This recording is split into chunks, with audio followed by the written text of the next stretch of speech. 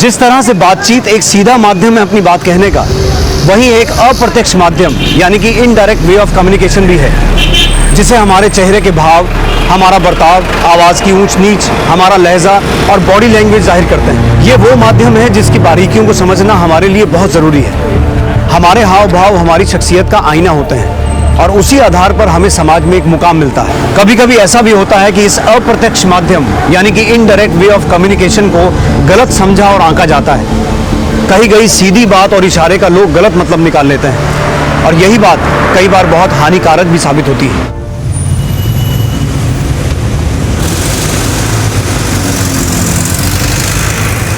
Set of questions check कर लो, यही आता है हर बार। शिखा, हाँ मेरी फाइल कहाँ रख दी है? मुझे ऑफिस के लिए लेट हो रहा है। अरे वही ड्रॉअर में रखी है, कल तुम बेड पर रखकर ही सो गए थे। ओह,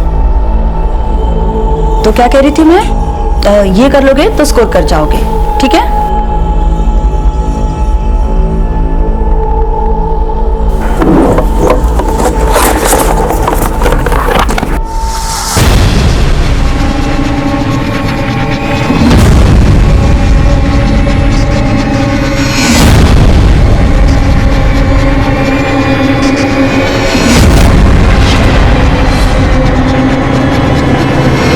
मिली फाइल?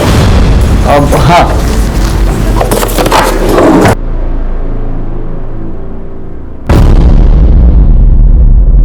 निधि बेटा तुम रेडी हो गए? चलो चलो चलो चलो।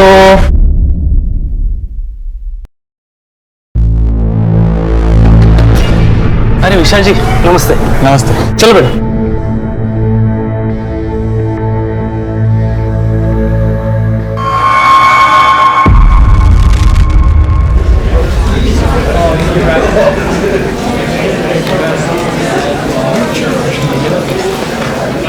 हाय रोहन। हाय निधि, साथ में क्लास चले? ओके। क्यों झगड़ा किया तुमने? बोल क्यों नहीं रहे हो? बोल रोहन, क्या हुआ था? इससे तुझे क्यों मारा था? आप ही के बेटे ने कुछ किया होगा। नहीं, हमारी बेटी ऐसा कर ही नहीं सकती। ऐसे स्कूल में पढ़ाए हम अपनी बच्ची को। रिलैक्स, क्या बातें कर रहे हैं आप? चुप करिए आप। आपकी बेटी जैसी लड़कियां ही पूरे स्कूल का नाम खराब करती हैं। आपकी बेटी जैसी मतलब? नहीं मतलब हम कुछ बोल नहीं रहे, इसका मतलब ये नहीं कि आप कुछ भी बोलोगे। यही सिखा रहे हो अपनी बेटी को जो ऐसे स्कूल में मारपीट करती है? हाँ सिखा रहा हूं, क्या कर लोगे तुम? अरे अरे कैसी बातें कर रहे हैं आप लोग, शांत रहिए जरा।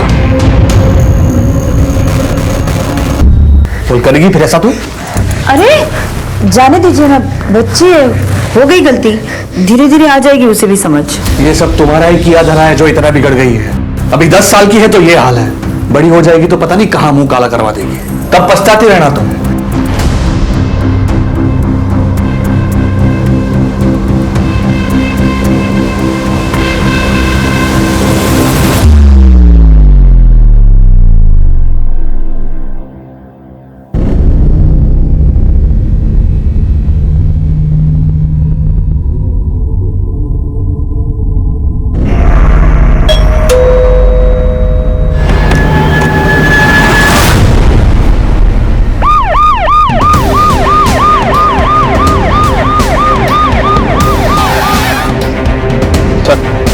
सर घर के ड्रेनेज से खून बहता देख पड़ोसी रमेश को शक हुआ। वो घर के अंदर आया तो दरवाजा खुला हुआ था। सर घर में कहीं भी फोर्स्ड एंट्री के निशान नहीं मिले और ना ही आसपास किसी ने किसी को आते जाते हुए देखा है। विक्टिम शिखा का मर्डर यही हॉल में किया गया। शिखा की 10 साल की बेटी निधि, प्रोबेबली उसने अपनी मां का मर्डर होते हुए देख लिया था, इसलिए वो बाथरूम में जाकर छुप गई होगी।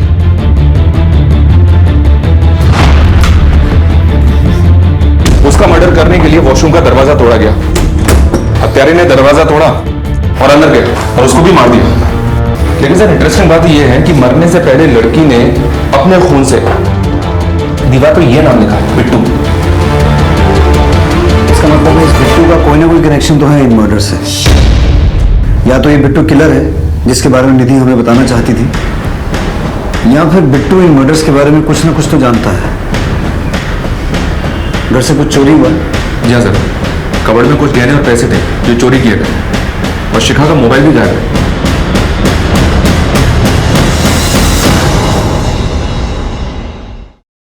सर बिट्टू के बारे में विशाल ही बता सकता है और उसका हाल आप देख ही रहे। ऐसा कौन हो सकता है जिसे शिखा पहचानती हो, जो घर में आता जाता हो, जिसे आप भी जानते हो? सर शिखा यही अगले कमरे में बच्चों को ट्यूशन देती थी, वही बच्चे आते थे घर में, और बस इससे ज़्यादा कोई और नहीं आता था जिसके बारे में आपको कुछ बता सकूं। मनीष सर, इस एरिया में जितने भी बिट्टू नाम के लोग हैं सबको राउंड अप करो और ये पता लगाओ कि इनकी फैमिली में बिट्टू नाम का कोई आदमी है क्या। और जो बच्चे यहाँ पढ़ने आते हैं उनकी भी डिटेल्स चेक करो, कहीं उनमें से कोई बिट्टू तो नहीं। जी सर। मनीष, ये जो लड़की है निधि, इसके स्कूल में भी पता करो वहाँ कोई बिट्टू नाम का लड़का है क्या। शिखा का मोबाइल ट्रैकिंग में डलवाओ और ज्वेलरी के लिए अलर्ट भेजो। जी सर।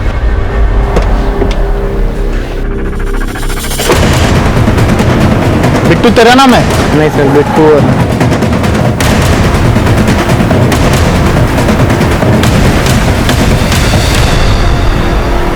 ये क्या है सर? बिट्टू समझ के किसी को भी उठा लोगे? ऐसा कहीं होता है क्या? देखो अभी हम सिर्फ इंक्वायरी करें, एक बार तहकीकात पूरी हो जाएगी ना, उसके बाद तुम सबको छोड़ दिया जाएगा, समझ में आया? जब आपकी बीवी का मर्डर हुआ था उस वक्त आप कहाँ थे? मैं तो ऑफिस में ही था।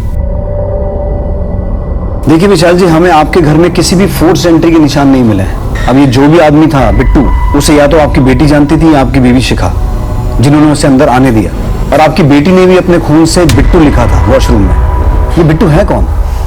सर अगर मुझे पता होता ना तो अभी तक वो जिंदा नहीं होता।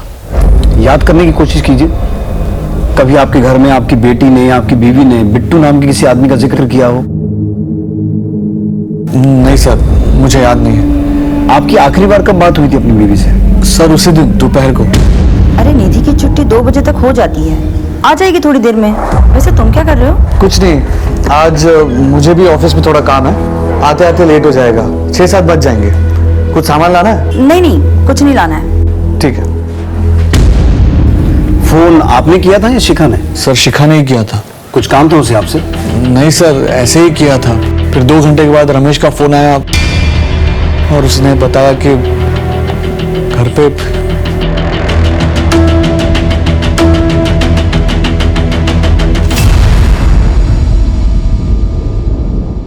ठीक है संतोष, मैं कुछ देर में तुमसे बात करता हूँ।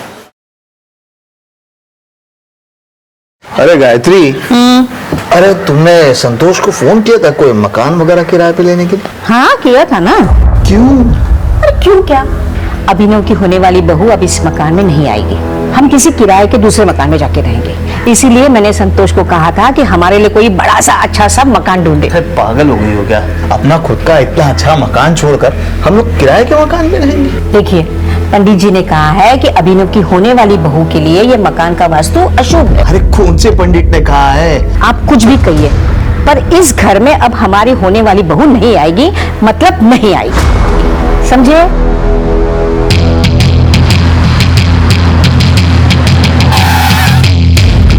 मर्डर स्पॉट पर ये लिखा था। ये विशाल का बिट्टू नाम का कोई बिजनेस राइवल है क्या जो उसकी फैमिली का मर्डर कर सकता है? नहीं सर, बिट्टू तो कोई नहीं है। कोई और राइवलरी, कोई दुश्मनी या लड़ाई कुछ भी? हाँ सर, विशाल का झगड़ा चल रहा था जमुना दास से, प्रॉपर्टी के एक ब्रोकरी को लेकर। ये लो आप यहाँ पर साइन करो। क्या करवा रहा तू ये? एक बार का समझ में नहीं आता तेरे? नाले वाली जमीन की डील हो चुकी है, फिर क्यों पीछे पड़ रहा है? जाना, पहले कस्टमर लेके जा, फिर बात करना, ठीक है? आप साइन कीजिए प्लीज। हाँ ना मैं ये डील नहीं हो सकती। क्या कर रहे हो तू? कहा ना, अरे छोड़ो, नहीं होगा कहीं। मैंने कहा ना ये डील नहीं हो सकती तो नहीं हो सकती। उस झगड़े के कुछ दिनों बाद विशाल पर कुछ लड़कों ने अटैक किया था।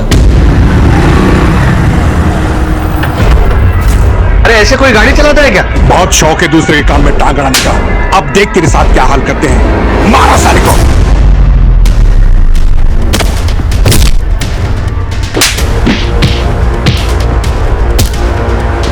छोड़ो उसे, पुलिस को बुलाओ कोई।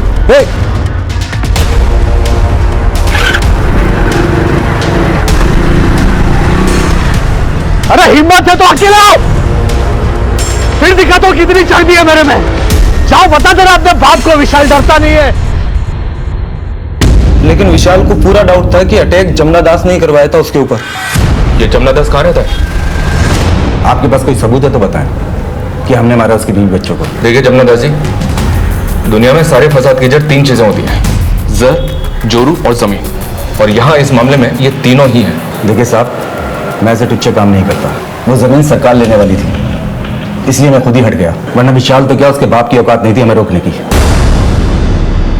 सर। हाँ मनीष। सर, जमुना दास से बात हुई, कुछ ज्यादा ही टेढ़ा आदमी लग रहा है। जमुना दास और विशाल, इन दोनों के पीछे अपने आदमी लगाओ। इन दोनों के उठने बैठने की एक एक डिटेल चाहिए मुझे। शिखा का फोन ट्रैक हुआ? नहीं सर, अभी तक स्विच ऑफ है। चोरी की भी कोई न्यूज नहीं है। विशाल और शिखा के सीडीआर मंगवाए, जल्दी मिल जाएंगे। ठीक है। हर केस की एक कहानी होती है, लेकिन इस केस में 2 हत्याएं हो चुकी थी, पर कहानी अभी तक साफ नहीं हुई थी। एक आम सी जिंदगी में दिन दहाड़े घर में घुसकर हत्या और लूट का मामला तूल पकड़ रहा था। पुलिस पर हमेशा इस बात का दबाव रहता है कि वो हर एक केस को जल्द से जल्द निपटाएं। ये मामला काफी पेचीदा था और इनिशियल इन्वेस्टिगेशन में हमारे हाथ कुछ भी नहीं लगा था, इसलिए हम एक एक लीड को टटोलते हुए आगे बढ़ रहे थे।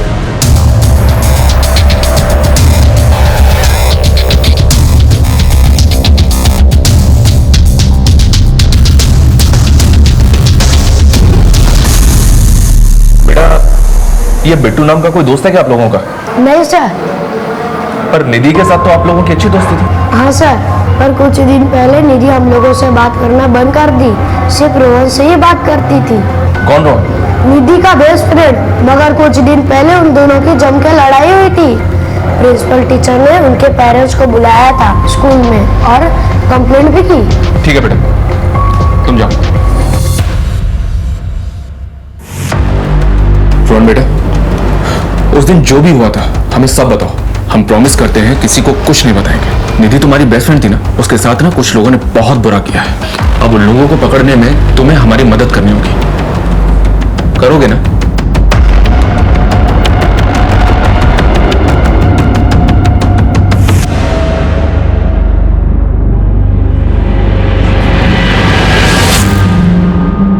देखो, अब यहां पे मेरे और तुम्हारे अलावा और कोई नहीं है, हाँ? इसलिए तुम्हें डरने की कोई जरूरत नहीं है।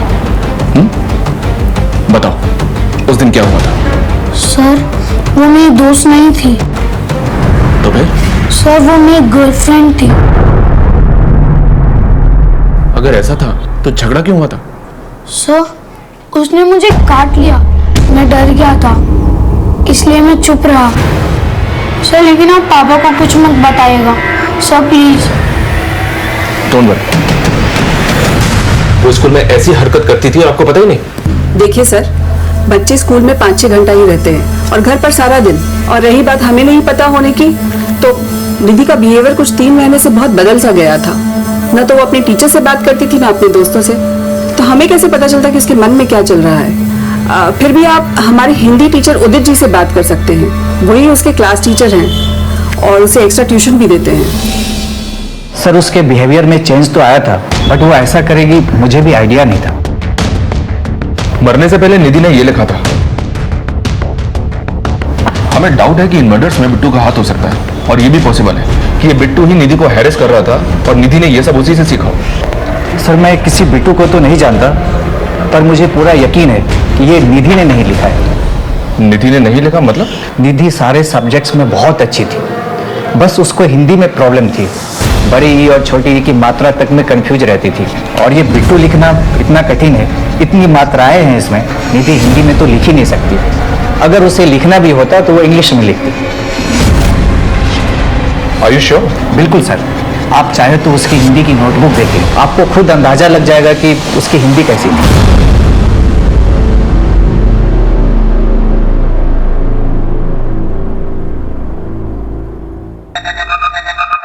मेरा अभिनव कितना खुशकिस्मत है कि उसे तुम्हारे जैसे खूबसूरत बीवी मिल रही है।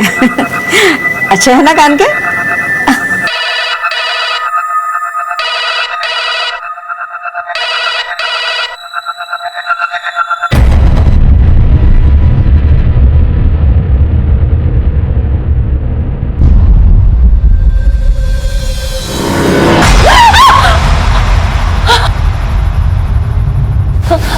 आप इस वक्त यहाँ क्या कर रहे हैं? क्या हुआ बहू?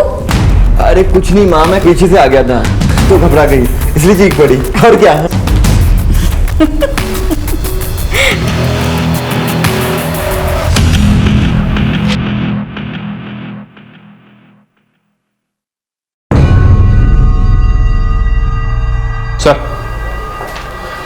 निधि के बैग से ये डायरी मिली है, ये देखिए इसमें क्या क्या लिखा है। दो लोग एक साथ रहते हैं, प्यार करते हैं, अगर सब ऐसे ही रहें तो कितना अच्छा हो लाइफ में, बट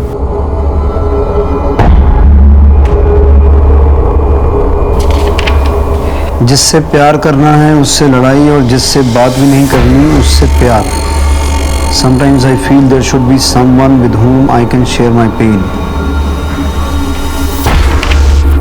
कुछ भी तो अच्छा नहीं है एक रोहन को छोड़ के। He understands me well, at least I have someone to talk now. आज रोहन ने भी मुझसे झगड़ा किया, अब मैं उससे कभी बात नहीं करूंगी, वो भी सबके जैसा ही है। आपकी बेटी इतने मेंटल प्रेशर में थी और उससे कोई बात करने वाला भी नहीं था। आप बता सकते हैं कि आप मियां बीवी के बीच झगड़ा किस बात पे होता था? सर मैं सच कह रहा हूं, हमारे बीच में कोई लड़ाई झगड़ा नहीं होता था। निधि ने कुछ और ही बात लिखी है, अगर पता होता सर तो हम उससे बात करते।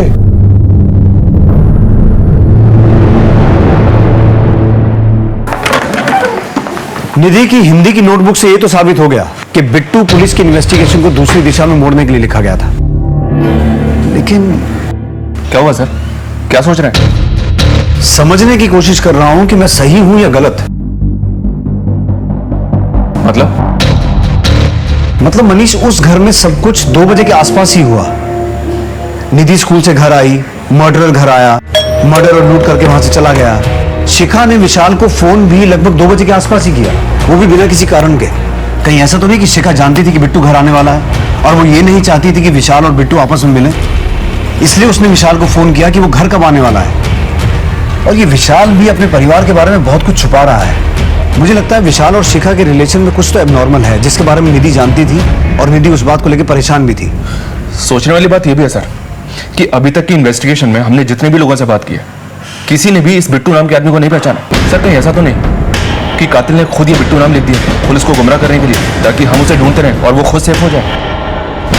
हो सकता है मनीष, और हो ये भी सकता है कि कातिल ने हमें चुनौती दी हो उसे पकड़ने की, या फिर ये बिट्टू नाम का आदमी सच में एग्जिस्ट करता है जिसका नाम कातिल ने जानबूझ के वहां लिखा ताकि वो फंस जाए। मनीष, इस परिवार के बारे में और गहराई में पता करो, शायद बिट्टू नाम के किसी आदमी का कुछ सुराग मिले।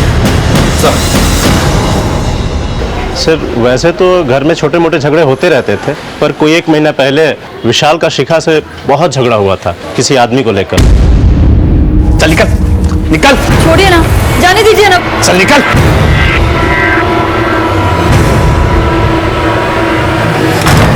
सर कौन था, क्यों झगड़ा हुआ था, ये तो मुझे नहीं मालूम। वो आदमी इस मोहल्ले में न पहले दिखा था और ना ही बाद में दिखा। झगड़ा हुआ तो तुम्हारा किसी के साथ, तुमने बताया नहीं?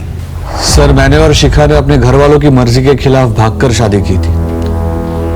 12 साल के बाद कुछ 4 महीने पहले हम शिखा के कहने पर उनके घर भी गए थे, ये सोचकर कि हम एक नई शुरुआत करेंगे।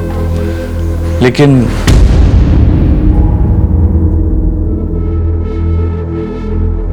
पुरानी सारी बातें भूल जाइए ना पापा। अब तो आपके नातिन भी आपसे मिलने की जिद करती है। पूछो नाना की। जब बेटी ही मर गई तो नवाजी कैसी? तुम लोगों ने यहाँ आने की हिम्मत कैसे की? चले जाओ यहाँ से और दोबारा यहाँ कदम रखने की कोशिश भी मत करना।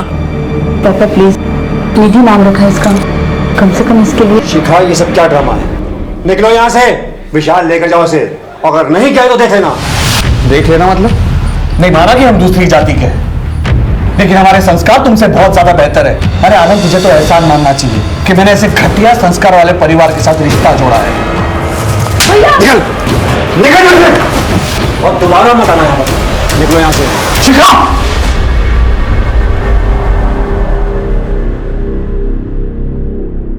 एक महीने पहले आनंद घर पे आया। शिखा जरा देखो कौन है।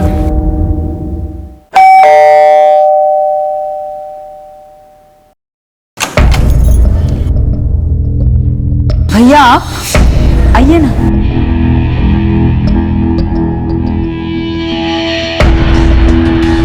यहाँ क्या कर रहे हो तुम? अपनी बहन से मिलने आया हूँ। लेकिन ये मेरा घर है, तुम्हारे बाप का घर नहीं है। ये क्या कह रहे हो तुम? भैया सारी पुरानी बातें भुलाकर आए हैं। शिखा, तुम्हारे लिए वो बातें होगी, लेकिन मेरे लिए वो मेरे माता पिता का, मेरी जाति का अपमान था, और वो मैं कभी नहीं भूल सकता। इससे पहले कि मैं कुछ कर बैठूं, निकलो यहाँ से, चलो। तेवर अभी तक बदले नहीं हैं, वही के वही हैं गिरे हुए। देखो, मैं अपनी बहन से मिलने भी आऊंगा और उसे साथ घर भी लेके जाऊंगा। देखते हैं तू क्या कर लेगा। और तुझे क्या लगता है, तू शिखा से मुझे दूर कर देगा? चलो निकलो यहाँ से, चल निकल निकल। छोड़िए ना, जाने दीजिए ना। चल।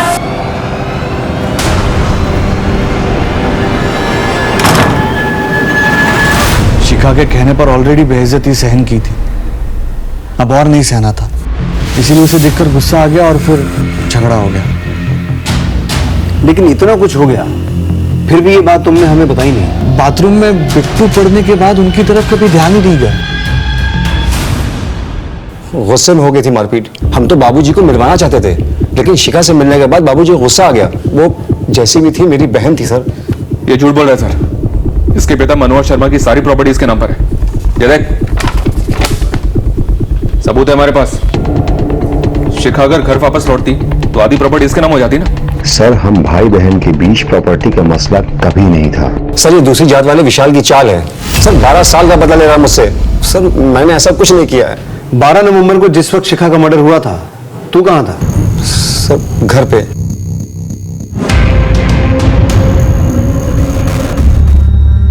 सर, निधि और शिखा की पोस्टमार्टम रिपोर्ट आ गई है।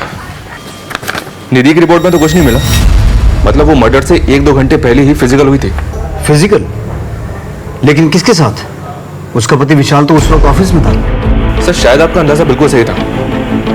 शिखा का जिसके साथ अफेयर होगा वो शिखा से मिलने आया होगा, सेक्स किया, उसके बाद मर्डर किया और फिर पुलिस को धोखा देने के लिए वॉशरूम की दीवार पर उसने ये नाम लिख दिया, बिट्टू। या फिर सर ये भी हो सकता है कि ये कोई रेप केस हो। शिखा की लाइफ को और अच्छे से टटोलना होगा। सीडीआर आने में कितना वक्त लगेगा? शाम तक आ जाएंगे सर।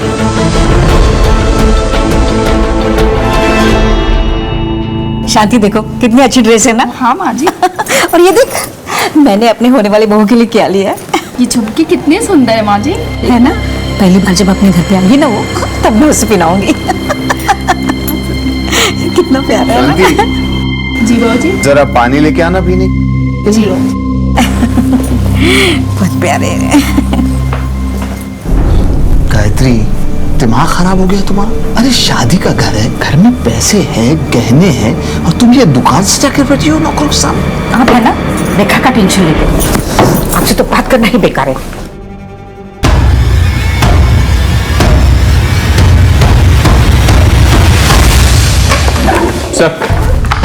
सर, शिखा और विशाल के कॉल रिकॉर्ड्स आ गए। मर्डर वाले दिन शिखा ने विशाल को कॉल किया था 2 बजे के आसपास, जब वो ऑफिस में था। लेकिन सर, ये एक नंबर और है जिसके साथ शिखा रेगुलर टच में थी और मर्डर से पहले भी बात हुई थी उसकी। किसका नंबर है?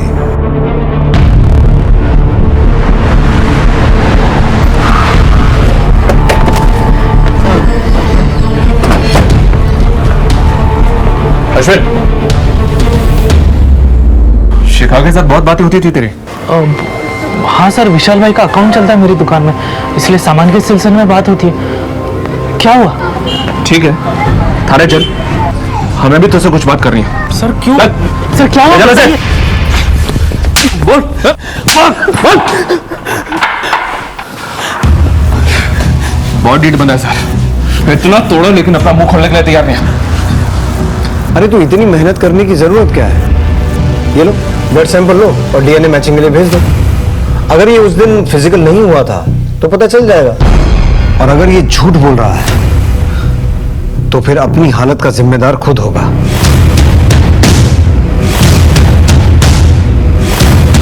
अगर डीएनए मैच हो गया तो उसके बाद क्या होगा तुझे मालूम है ना?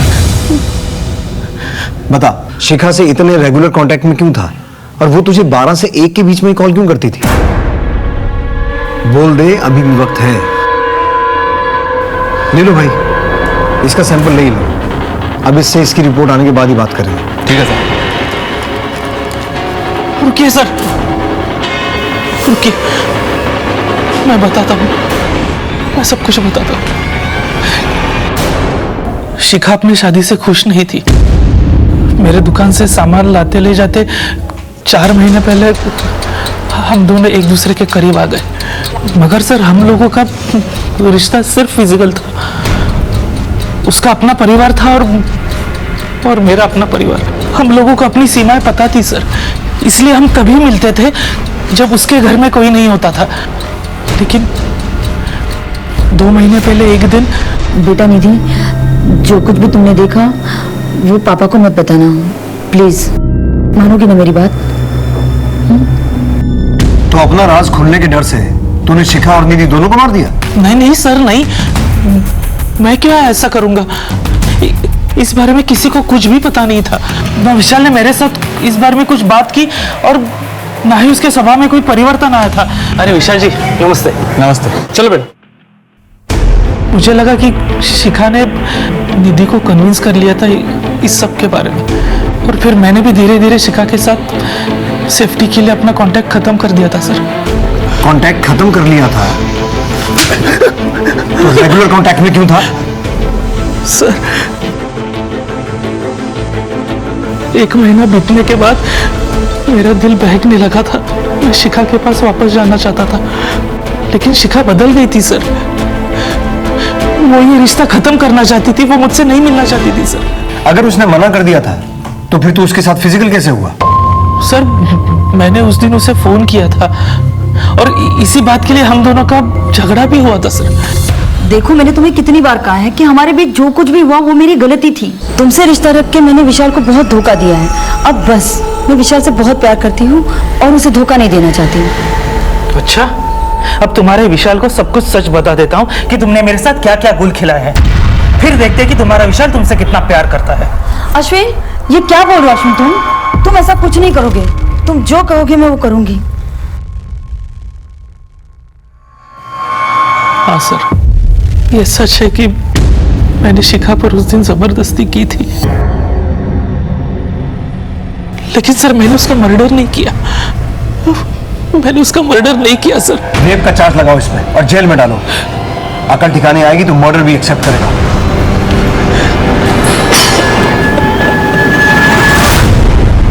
सर अश्विन की दुकान के सीसीटीवी फुटेज में शिखा के मर्डर के वक्त तकरीबन 2:30 बजे अश्विन अपनी दुकान में ही मौजूद था। लेकिन सर इस विशाल के बारे में एक इंटरेस्टिंग बात पता चली है। क्या? ये देखिए सर, तकरीबन 3 महीने पहले पूरी फैमिली का 50 लाख रुपए का जॉइंट बीमा निकलवाया गया, और अब शिखा और निधि की मौत के बाद ये विशाल ही इस पॉलिसी का सोल बेनिफिशियरी है। मतलब विशाल के लिए फायदे का सौदा रहा ये डबल मर्डर। मनीष, कहीं ऐसा तो नहीं है कि विशाल को शिखा और अश्विन के अफेयर के बारे में पता चल चुका था, इसलिए पहले उसने इंश्योरेंस करवाया और फिर शिखा और निधि को मारकर अब पैसा निकालना चाहता हो? मनीष, एक काम करो, विशाल के माँ बाप के घर जाओ और पता करो कि आखिर माजरा क्या है। शिखा के घर वाले तो नाराज थे इसलिए वो सामने नहीं आए, लेकिन इसके घर से अभी तक कोई क्यों नहीं आया? जी सर।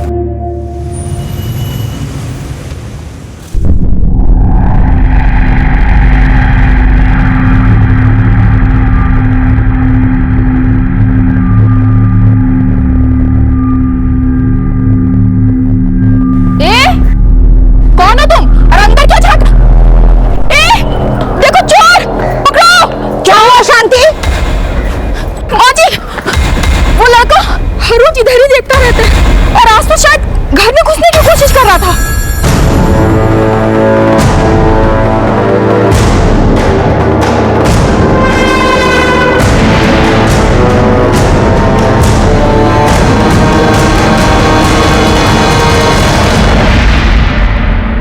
जी अनीता जी, बताइए क्या संबंध है आपके विशाल से? है नहीं थे, शादी होने वाली थी हमारी विशाल के साथ, लेकिन एन मौके पे वो मेरी दोस्त शिखा के साथ भाग गया। डोली नहीं उठी हमारी मंडप से और इतनी बेइज्जती हुई कि आज तक शादी नहीं हुई हमारी। मेरी अपनी दोस्त ने मेरी जिंदगी खराब कर दी।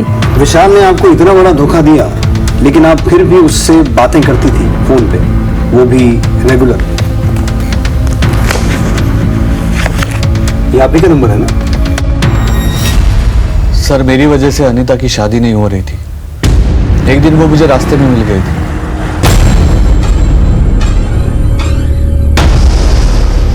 मुझे माफ करना अनीता, तुम्हारी बर्बादी का जिम्मेदार मैं हूं। मैंने बहुत गलत किया है तुम्हारे साथ। अगर तुम्हें किसी भी चीज की मदद चाहिए तो मुझे बता देना, लेकिन प्लीज मुझे माफ कर दो। हमदर्दी थी सर अनीता से, और कुछ नहीं। जिससे प्यार करना चाहिए उससे नफरत करते हैं, और जिससे बात भी नहीं करनी चाहिए उससे प्यार। कुछ याद आया?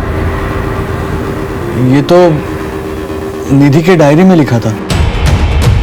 लेकिन आप ये मुझे क्यों बता रहे हो? इसलिए विशाल की निधि ने ये बात शिखा को लेकर लिखी थी। शिखा तुम्हारे साथ शादी में खुश नहीं थी, इसलिए उसके संबंध अश्विन के साथ हो गए थे। सर बकवास कर रहे हो आप, नाम खराब कर रहे हो आप शिखा का। मैं कोई बकवास नहीं कर रहा हूँ विशाल, अश्विन ने ये बात खुद कबूली है और उसने हमें ये भी बताया है कि निधि ने उसको एक बार शिखा के साथ देख लिया था। इसकी वजह से ही निधि अपने दोस्त रोहन के साथ वो हरकतें कर रही थी। क्या? और ये भी कि निधि की लाइफ में स्ट्रेस तुम्हारे और शिखा के रिलेशन की वजह से है। और एक बात, जिस दिन शिखा की मौत हुई थी उस दिन भी शिखा ने अश्विन के साथ रिलेशन बनाए थे। इतना चौंकने वाली बात नहीं है विशाल, एक अच्छी खबर तुम्हारे लिए भी है। यह है वो इंश्योरेंस पॉलिसी जिसके हिसाब से शिखा और निधि की मौत के बाद तुम्हें 50 लाख रुपए मिलने वाले हैं। ये पॉलिसी तुम्ही ने करवाई थी ना 3 महीने पहले। आप कहना क्या चाहते हो? तुम शिखा के अफेयर के बारे में जानते थे, अब शिखा भी रास्ते से हट गई, पैसा भी मिल गया और बैक एंड पे तो वो अनीता थी ही। सर बात को घुमाने से कुछ हासिल नहीं होगा। सिर्फ कॉल रिकॉर्ड से और इंश्योरेंस की पॉलिसी से आप मुझे कातिल साबित नहीं कर सकते। सही कह रहे हो। तो एक काम करते हैं, तो जब तक हम ये साबित नहीं कर पाते कि तुम कातिल हो, हमारे मेहमान बन के रहो। मनीष अंदर डालो इसे, कुछ दिन अंदर रहेगा, खुद ब खुद बकेगा।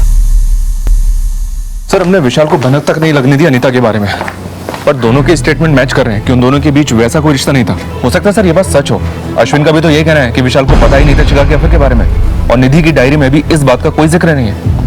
इन a way you are right Manish, लेकिन ये केस बहुत नाजुक है, हम किसी को भी क्लीन चिट नहीं दे सकते। सर इस केस में हर लीड के साथ हम 2 कदम आगे तो बढ़ रहे थे, लेकिन घूम फिर कर डेड एंड पर आ जाते थे। यानी कि इस दोहरे कत्ल के मामले में कोई भी कामयाबी हमारे हाथ नहीं लग पा रही थी, लेकिन अब इस जुर्म की जंजीर में एक कड़ी और जुड़ने को थी।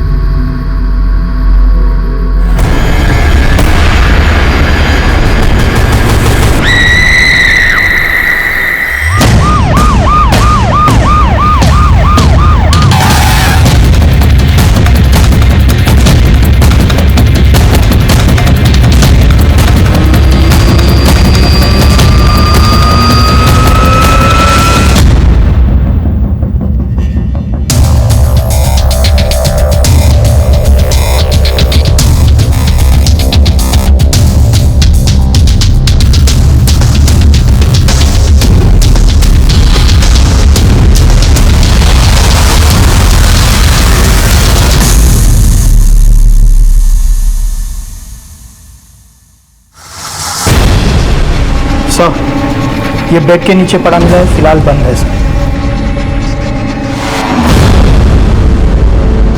सर गायत्री जी के बेड के नीचे से मोबाइल मिला है, फिलहाल बंद है। सर लगता है गायत्री जी को स्ट्रैंगुलेट करके मारा गया है। ये भी पता चला है कि घर में कुछ ही दिनों में शादी होने वाली थी। घर से नकदी गहने सब गायब है। घर में कहीं भी फोर्स एंट्री का निशान नहीं है, लेकिन ये सारा मामला लूटपाट का ही लग रहा है। इसका मतलब है किसी को घर की पूरी जानकारी थी, या तो दरवाजा अंदर से खोला गया या फिर किसी मास्टर की का इस्तेमाल हुआ। जी सर, घर के अंदर लूटपाट भी हो गया। हत्यारे ने मर्डर किया और सारा माल लूट के निकल गए। ठीक है मनीष, बॉडी को पोस्टमार्टम के लिए भेजो और सभी पुलिस स्टेशन में हत्या और चोरी हुए गहनों की अपडेट भेजो, और ये पता करवाओ कि उस एरिया में कोई गैंग वैंग तो एक्टिव नहीं है। सर मम्मी पापा दिल्ली जा रहे थे मेरी शादी के कार्ड बांटने के लिए, पर अचानक से मम्मी की तबीयत खराब हो गई और उन्हें घर वापस लौट कर आना पड़ा। फिर मैं पापा के साथ दिल्ली गया। हम लोग वहीं थे जब हमें ये खबर मिली। आपको किसी भी शक है? घर में आने जाने वाला कोई आदमी या फिर पिछले कुछ दिनों में कुछ अजीब हुआ हो? हाँ सर, हमारी कामवाली ने कुछ दिनों पहले एक आदमी को घर के बाहर देखा था। ये फोन हमें आपके घर के बेड के नीचे से मिला है। नहीं सर, हम दोनों में से तो किसी का नहीं है, और गायत्री तो फोन रखती ही नहीं थी। मनीष, इसे साइबर टेक्नीशियन के पास भिजवाओ, ऑन करवाओ। हो सकता है मर्डर से छूट गया हो।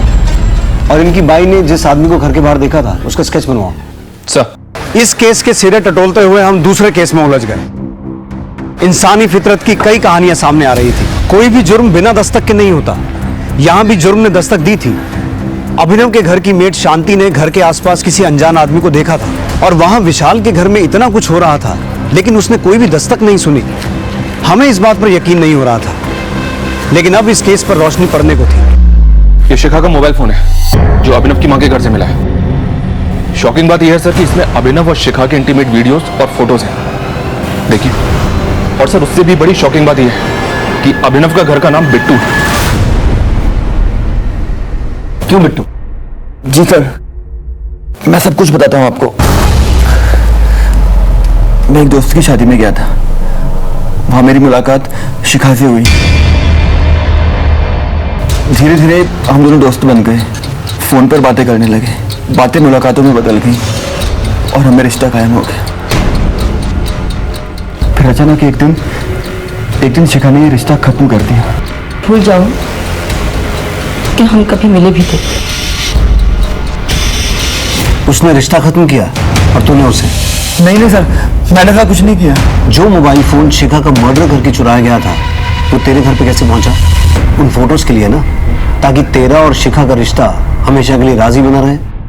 सर, अगर मैंने ये मर्डर्स किए होते तो वो मैं मोबाइल आप लोगों के हाथ नहीं लगने देता, और अपने घर पे क्यों रखता वो फोन? और सबसे बड़ी बात सर, मैं शिखा के घर पर अपना नाम क्यों लिख कर आता? सर, इसमें कोई ना कोई साजिश है मुझे फंसाने की, मैं सच कह रहा हूँ। इस अभिनव के दुश्मनों को खंगालो, उससे जुड़े एक एक आदमी की पूरी हिस्ट्री खोद के निकालो, पता लगाओ कौन है जो उसे फंसाना चाहता है, और उस आदमी को ट्रैक करो जिसे शांति ने उस दिन घर के बाहर देखा था। इन सब में तो एक ही आदमी का फायदा दिख रहा है सर। हटाइए इसे, प्लीज प्लीज हटाइए इसे। सर, थक गया हूं मैं। हम सब साथ रहते हुए भी मैं कितना दूर था शिखा से, अपनी बच्ची से। उनकी जिंदगी में इतना कुछ चल रहा था और मुझे उस चीज का अंदाजा तक नहीं था। शिखा मुझसे दूर होती चली गई। वो मुझसे कहती थी कि तुम मुझे वक्त नहीं देते। हमारे रिश्ते की उथल पुथल मेरी बेटी निधि का बचपन खा गई सर। मैं शिखा और निधि दोनों का दोषी हूँ। आपको मुझे जो सजा देनी है दे दीजिए सर। मैं हार गया।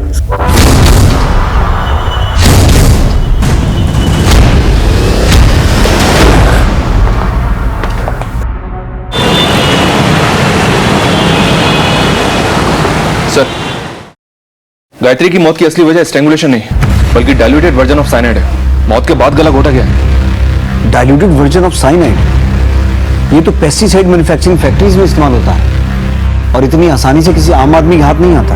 मनीष, इस जिले की जितनी भी पेस्टिसाइड मैन्युफैक्चरिंग कंपनीज है सबसे संपर्क करो, पूरी इंफॉर्मेशन निकालो। सर,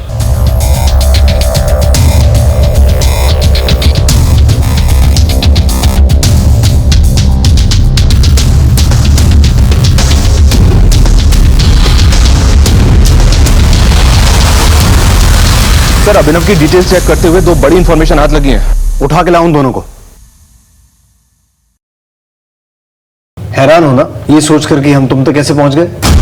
सर, मीरा मेरी दोस्त है और पिछले 3 सालों से साहिल से अफेयर था उसका, लेकिन पता नहीं अभिनव से शादी करने के लिए वो क्यों रेडी हो गई। ये साहिल कौन है? उसका एड्रेस है आपके पास? सर, एड्रेस तो नहीं मालूम, लेकिन हम लोग एक बार लॉन्ग ड्राइव पे घूमने गए थे तो उसकी फोटो है मेरे पास। जब रिलेशन था तब था, अब हम दोनों का ब्रेकअप हो गया है। ब्रेकअप हो गया था तो तुम दोनों की आपस में इतनी बातचीत क्यों हो रही थी? दिन में कम से कम 7-8 बार तो बात होती थी। और आप मिस्टर साहिल सेल्समैन है ना, क्या बेचते हैं? सर, ये मीरा का बॉयफ्रेंड साहिल शहर के आउटर की एक पेस्टिसाइड कंपनी में काम करता है। तो सर, साहिल के लिए डाइल्यूटेड साइनाइड की हेराफेरी करना कोई बहुत मुश्किल काम नहीं होगा। वैसे अभिनव की काम वाली ने क्या खूब पहचाना है साहिल को। सर, मैं और साहिल एक दूसरे से प्यार करते हैं और मेरे पिताजी मेरी शादी कहीं और करवा रहे थे। तो मैं उन्हें मना नहीं कर सकती और घर से भाग भी नहीं सकती। मेरी 2 छोटी छोटी बहनें, मैं उनकी जिंदगी नहीं बर्बाद कर सकती। तो इसमें शिखा और निधि कहां से आ गए? शिखा मेरी बचपन की दोस्त थी और अश्विन से उसका अफेयर था, ये बात शिखा ने ही मुझे बताई थी।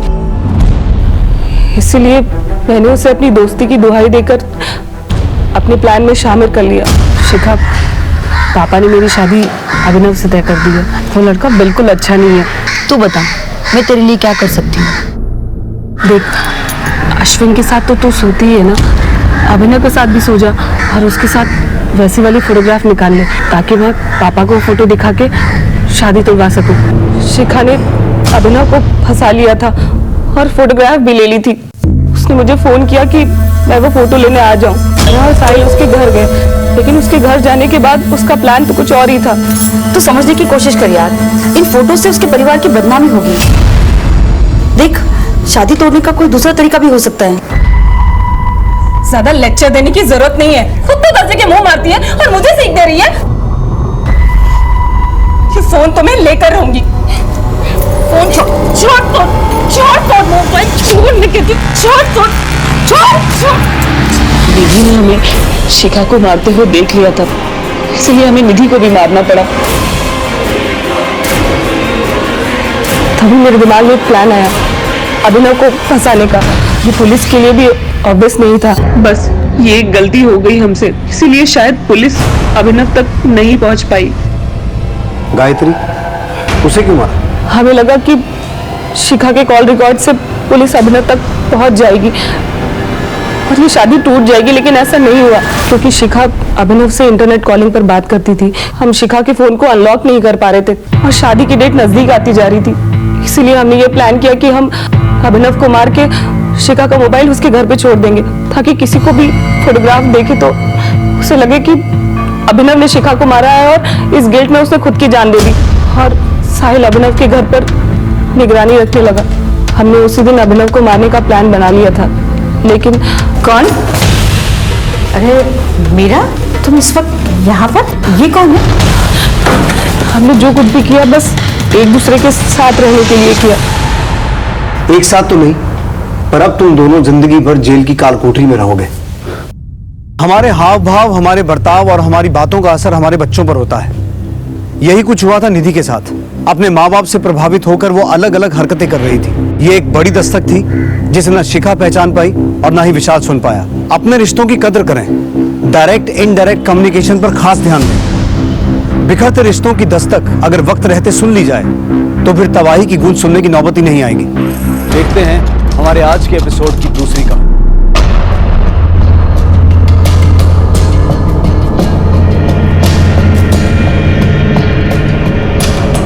पागल वागल हो गए हो क्या? ये दिन दोपहर बैठ के शराब पी रहे हो? हमारे आगे ना ज्यादा नीति शास्त्र का लेक्चर मत छाड़ो। 10वीं तक तो लड़क के पास हुए हो। हम यहाँ इंजीनियरिंग करके पुणे में तो बड़ा ऑफिस खोलकर बैठे, लेकिन साला हमसे कोई लड़की शादी करने को तैयार नहीं। देखो देखो, अरे देखो, लंगड़े हैं, लूले हैं, नहीं ना, दिखने में भी ठीक ठाक है, अच्छा खासा कमाते हैं, लेकिन पिछले 2 साल से शादी तक बात पहुंच के रिश्ता टूट जाता है। ठीक है, टेंशन नहीं आओ। बैठो बैठो बैठो बैठो बैठो आराम से। कल फिर से लड़की देखने जा रहे हो ना? बेटा इस बार सिक्सर मारोगे तुम कह रहे हैं। अरे जाओगे तुम और तुम्हारा सिक्सर। अरे थैंक यू बेटा। जी, लक्ष्मी मैया की बड़ी कृपा रही है हम पर। जो भी दिया छप्पर फाड़ के दिया। लेकिन आपको तो पता ही है कि सरस्वती मैया के आगे लक्ष्मी मैया की कब चली है जी। तो हमारी सबसे बड़ी पूंजी हमारा बेटा ही है। इंजीनियर बना है, इंजीनियर। और हमारी बिटिया कटिहार में रहकर हॉस्टल में पढ़ रही है। हमारी बिटिया 12वीं तक पढ़ाई की है, लेकिन घर का सारा काम वाम कर लेती है, सिलाई कढ़ाई सब। देखिए सच्ची बात है, बुरा मत मानिएगा। नहीं नहीं, आपकी बिटिया है बहुत सुंदर। क्यों बेटा पवन? हाँ? अरे पापा, भैया को उन्हें देखने से फुर्सत तो मिले। अब तो आप शेरवानी सिलवाइए।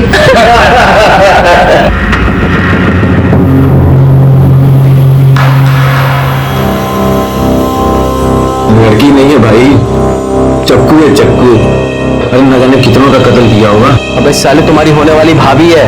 अगर वो शादी तय हो गई है तुम्हारी, अब शादी के बाद दोस्त को भूल तो नहीं जाओगे ना? कितना भी पेस्ट कंट्रोल करवा लो, खटमल खून चूसना थोड़ी ना छोड़ देगा है? अच्छा बेटा, खटमल है हम तो कहाँ हो फिर? तो जाओ, तब हमारी बद्दुआ लगेगी तुम्हें।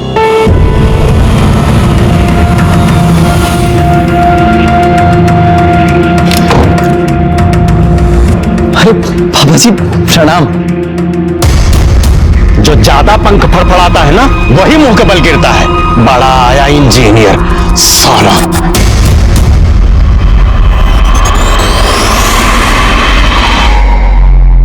पापा पापा पापा वो शेरवानी सिलवा ली है, जाओ रखो अंदर। लड़की वालों ने मना कर दिया है। मना कर दिया मतलब? काहे? अरे हमको क्या पता तुम ऐसा क्या गुल खिला रहे हो कि सब लोग मना कर रहे हैं। पागल हो गया क्या? इसे अरे छोड़, मैं कह रहा हूं छोड़, छोड़।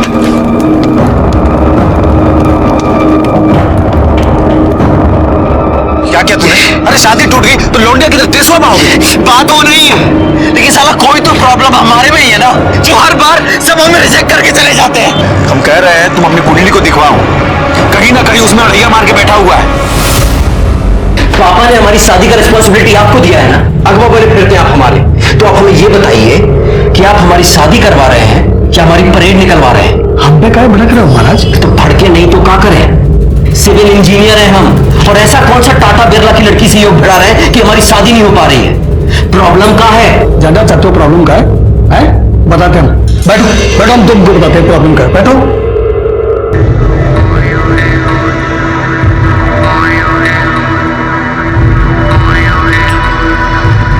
क्या बोले? साला अपनी किस्मत ही खराब है, अपनी ही कुंडली में काला नाग कुंडली मार के बैठा है। कुंडली में क्या बोल रहे? तुम चिंता मत करो, इस बार अगर कोई आई ना तो उसके हाथ पे मेहंदी से अपना नाम लिखवा कर ही रहेंगे। पवन। अरे खाली हंसी ठट्टा कर रही हो तुम लोग कि मेहंदी भी लगाई? अरे लगाई ना। अच्छा अच्छा, देखो सगुन के टाइम कैसे खाली गले बैठी रूपा। ए रूपा, ये लो जीजा जी बात करना चाहते हैं तुमसे। हमें बात नहीं करनी। अरे बात समझाओ ना। हमारे सामने शर्मा रही है, नाटक कर रही हो, बतिया लो ना, तो शादी हो रही तुम्हारी। हेलो। बहुत एंग्री हो का? हम कितनी देर से तुमको फोन कर रहे हैं, तुम फोन ही नहीं उठा रही हो हमारा। हम बाद में बात करते हैं। अरे हेलो रूपा। हमसे शर्मा रही है।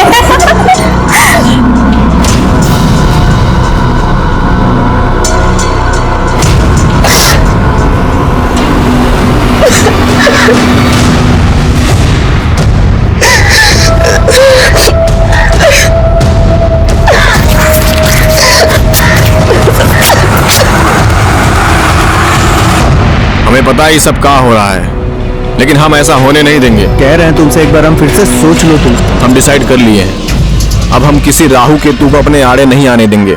हमें रूपा चाहिए तो चाहिए। अब तो ये लाइफ और डेथ का मैटर हो गया है।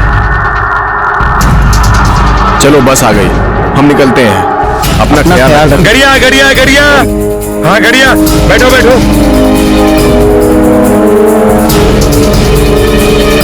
चलो चलो।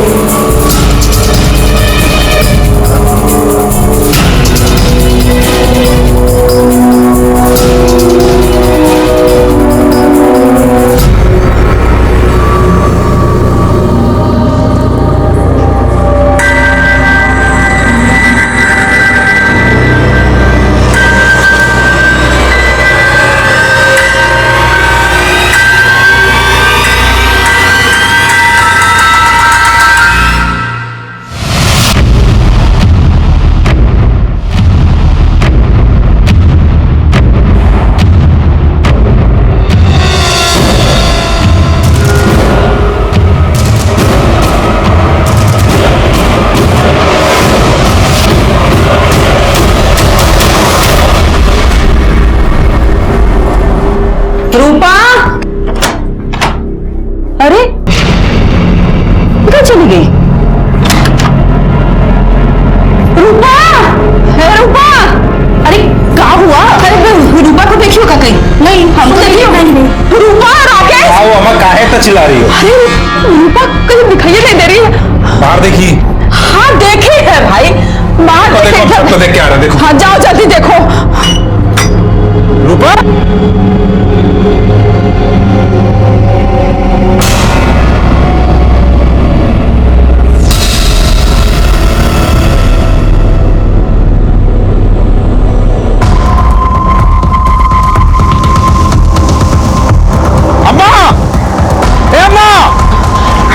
क्या हुआ?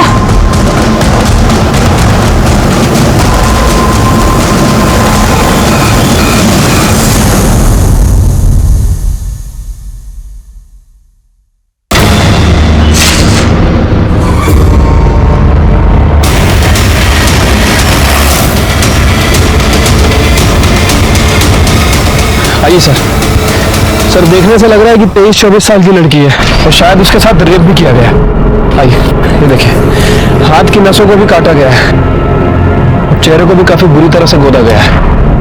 इसे देखकर लग रहा है कि नई नई शादी हुई थी। शायद 1-2 दिन ही हुए होंगे। शरीर पे हल्दी लगी है, हाथों में मेहंदी है, कान में सिंदूर है और देखो कलाई पे शादी का कक्कन भी बंधा है। चेहरे को जिस तरह से गोदा गया है, ऐसा लगता है कि जिस किसी ने भी इसको मारा है ना, या तो बहुत नफरत करता था या बहुत गुस्से में था। करो जी, बॉडी को पोस्टमार्टम के लिए भेजो। और हाँ, जरा कलाई पे चेक करो, शायद मेहंदी में इसके पति का नाम लिखा हो।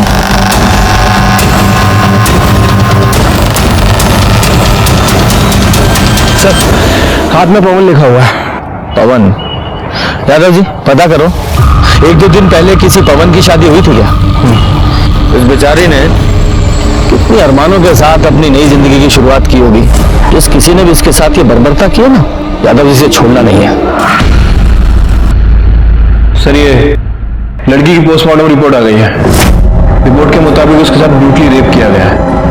बॉडी में काफी ज्यादा इंजरीज भी हैं और सर ये बॉडी पे 2 लोगों का सीमन भी मिला है। 2 लोग? यानी कि रेप और मर्डर में 2 लोग शामिल थे? हाँ सर। रिपोर्ट के मुताबिक उसकी मौत जरूरत से ज्यादा खून बहने की वजह से हो गई है और उसके बाद उसके फेस को गोदा भी गया सर।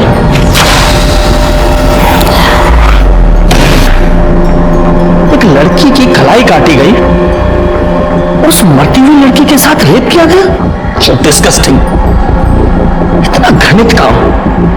इंसान ऐसे कैसे जानवर बन सकता है? वही तो समझ नहीं आता सर। उसे मौत का समय 11 बजे से 2 बजे के बीच का है। उस पवन का कुछ पता चला? सर जी कहाँ है पवन? नहीं कहाँ है पवन? कहाँ है? पवन से तो बात ही नहीं हुआ हमारा। मालूम नहीं है तुमको? नहीं मालूम नहीं है। साला दिन भर चोरों की तरह चिपके रहते हो सर। मालूम नहीं है? मालूम नहीं है तुमको? मालूम नहीं है साला कहाँ है पवन?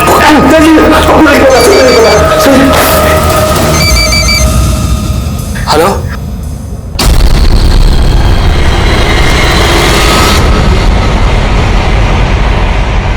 सर मैंने अरारिया के सभी बैंक्वेट हॉल और कोर्ट रजिस्टर के पास पता किया है। सर ऐसे 2 दूल्हे हैं जिनका नाम पवन है और जिनकी शादी एक कल हुई थी और एक परसों, और आज एक पवन की शादी होने वाली है। वो लड़की शादीशुदा थी। तो पहले वहां चलते हैं जिनकी शादी हो चुकी है। साहब हमारी पत्नी हमारे साथ ही है।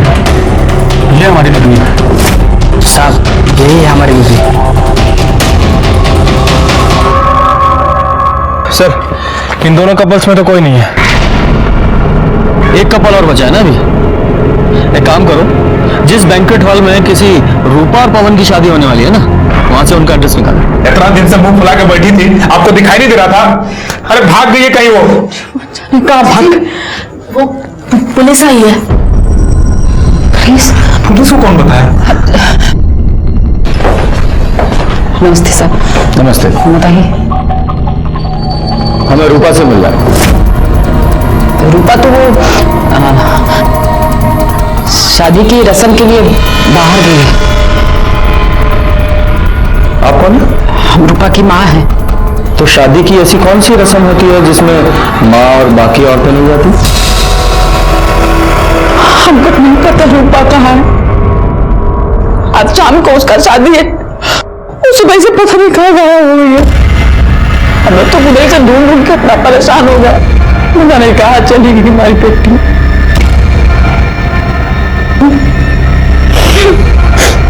देखिए, हमें एक लड़की की लाश मिली है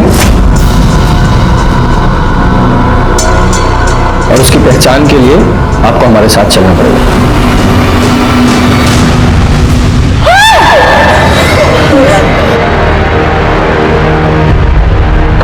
सॉरी, चेहरा काफी खराब हो चुका है, लेकिन हमें बॉडी से कुछ सामान मिला है। सर ये देखिए।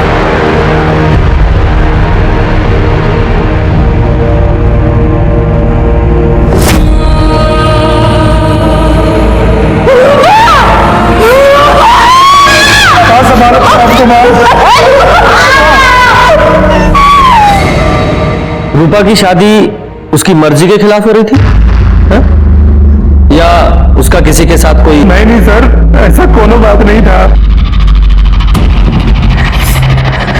साहब कुछ तो था, हमने देखा था रात को एक लड़की आई थी। कौन है? कौन है? अरे मुझे कौन है? हम है रानी, वो रूपा की दोस्त। वो हमारी बस लेट हो गई थी तो थोड़ा देरी से आए हैं। कौन है ये रानी? हमको नहीं पता कौन है। हमारी बेटी पटना में पढ़ती थी, वही की कोई दोस्त होगी। अच्छा, उसकी शादी भी नहीं हुई थी तो उसकी मांग में सिंदूर कैसे है? हमको नहीं पता, हमको कुछ नहीं पता। राकेश, तो रूपा की शादी किसके साथ होने वाली थी? पवन सिंह के साथ, प्रजापति सिंह का बेटा है, पूर्णिया में रहते हैं वो लोग। ठीक है, आप लोग जाइए। सर ऐसे कैसे मर्डर हो सकता है? हो सकता है रूपा ने भागकर शादी की हो, शायद कॉलेज में उसका कोई अफेयर चल रहा हो और रानी ने भागने में उसकी मदद की हो। तो रूपा के कॉल रिकॉर्ड्स निकालो और देखो कि इसका किसी के साथ अफेयर तो नहीं था, और पटना पुलिस को भी इन्फॉर्म करो कि इसको कॉलेज में इंक्वायरी करें। ठीक है सर। एक काम करते हैं, पूर्णिया चलते हैं और इस पवन सिंह और प्रजापति सिंह से मिलते हैं। हो सकता है पवन को इस रूपा के अफेयर के बारे में पता चल गया हो और इन लोगों ने ही पहले उसका रेप किया और फिर मार दिया। चलिए, जो होना था सो हो गया, बीती बात भूल जाइए। अब तो वही होगा जैसा आपको ठीक लगे। अरे हम भी कहाँ भाई साहब ये बात दिन से लगाए बैठे। अब लड़की भाग गई, सबका नाक कटा गई। अच्छा हुआ भाई साहब हम अपने लड़का का ब्याह घर में ना किए।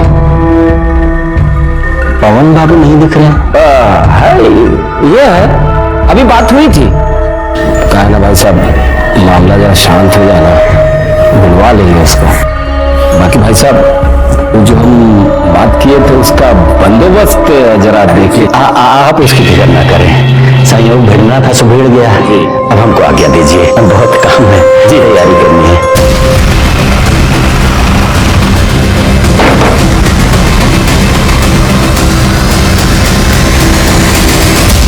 जी, पवन सिंह आपका बेटा है? हाँ, बुलाइए। अरे बड़ा इंजीनियर है, बहुत बड़ा ठेका मिला उसको, पटना में गया है काम करवाने। कमाल है ना, आज ही शादी टली और आज से ही काम पे लग गया। नहीं, हमें लगा शादी टलने के गम में कोप भवन में केकई की तरह शायद रो रहा होगा। अरे लड़की को भागना था, भाग गई। बची 100 लड़कियां मिल जाएगी हमारे बेटे। भागी नहीं है वो, मर्डर हो गया इसका। क्या? हाँ, रेप और मर्डर, और हो सकता है वो आपके बेटे ने किया। एक बात बताइए, हमारा बेटा ऐसा क्यों करेगा? क्यों करेगा? वो तो वही बताएगा। चुप कर क्यों बैठा है फिर? बोला ना, बहुत बड़ा ठेका मिला गया है पटना काम करवाने। ने कहा एड्रेस हमको नहीं मालूम। वो एड्रेस क्या, सब पता लगा लेंगे कहाँ है। पुलिस वाले हैं हम, अच्छे अच्छों की कुंडली निकाल लेते हैं, आदि से लेकर अंत तक। पर ये तो मामूली सा एड्रेस है, पता लगा लेंगे कि कौन से अज्ञातवास में है आपका सुपुत्र।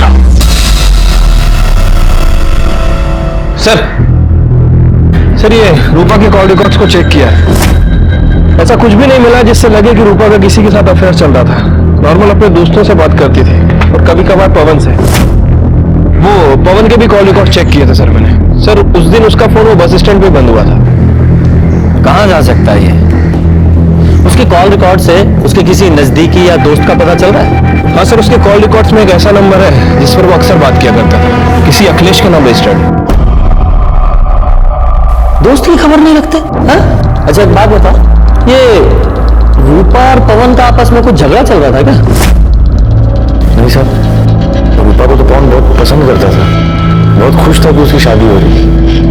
ठीक है, तुम जाओ, अगर जरूरत पड़ी तो बुलाएंगे। ठीक है सर। दादाजी सर, ये पवन की लास्ट लोकेशन बस स्टॉप पे थी ना? बस स्टॉप पे जाके पता करो, शायद पवन के बारे में कुछ पता चले। सर ये कंडक्टर है, इसने उस दिन पवन को देखा था। जी साहब, वो हमारी बस में था। बड़े प्रतिभाशाली हो यार तुम तो। अच्छा, मेमोरी बूस्ट करने के लिए कोई दवा खाते हो क्या जो सब याद रहता है? बस में चढ़ने वाला हर आदमी याद रहता है तुम्हें? नहीं सर, ऐसी बात नहीं है, लेकिन उस दिन हुआ ही कुछ ऐसा था कि याद रह गया। और किसी का टिकट बाकी? कुछ गुंडे हमारे पीछे पड़े हैं, बहुत देर से पीछा कर रहे हैं। हमारी थोड़ी सी मदद कर दीजिए। आप आरैया में गाड़ी रोकिएगा और जैसे ही हम उतरे आप गाड़ी भगा लीजिएगा। तुम फिक्र मत करो, हम ड्राइवर को बोले देते हैं।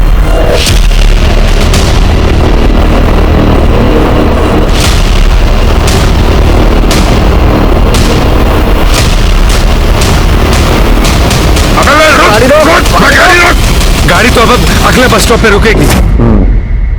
ठीक है, तुम जाओ। धन्यवाद सर। मतलब सर, इसके मुताबिक उस दिन पवन के पीछे गुंडे थे, लेकिन क्यों? अभी तो सबसे बड़ा सवाल यह है कि पवन कहाँ है।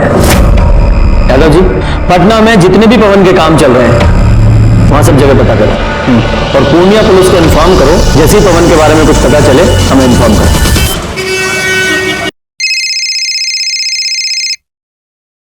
हेलो सर, मैं पूर्णिया से बोल रहा हूँ। पवन मिल गया है। कहाँ है वो? सर वो मर चुका है, हमें उसकी लाश मिली है। क्या?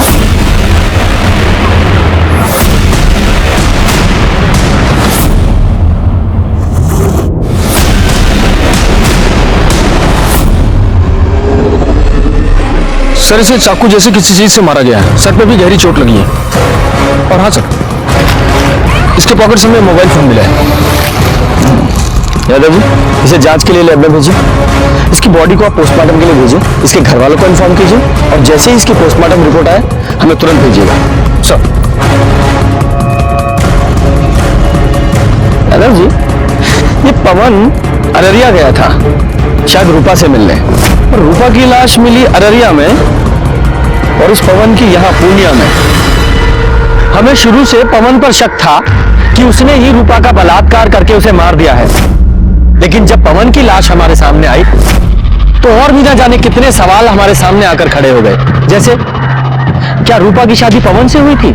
लेकिन उनकी शादी तो अगले दिन होने वाली थी, फिर वो ऐसे भागकर शादी क्यों करेंगे? और वो लड़की कौन थी जिसने रूपा को घर से भागने में मदद की थी? ये एक ऐसी पहेली थी जो उलझती ही जा रही थी। सर, ये पवन का पीएम रिपोर्ट। सर, रिपोर्ट के मुताबिक उसकी बॉडी पर 4 वार किए गए थे। 3 बार उसकी बॉडी पर थे और 1 बार उसके सर के पीछे। इसी की वजह से उसकी मौत हुई सर, और उसकी मौत सुबह 3 बजे से 5 बजे के बीच में हुई है, मतलब रूपा के मरने के 3 से 4 घंटे बाद। क्या ये हो सकता है कि इस पवन ने रूपा को मारा हो और रूपा के साथ जो लड़की थी उसने पवन को मारा हो? या फिर यह भी हो सकता है कि रूपा के साथ जो लड़की थी उसने रूपा और पवन दोनों को मारा हो, पर वो लड़की थी कौन?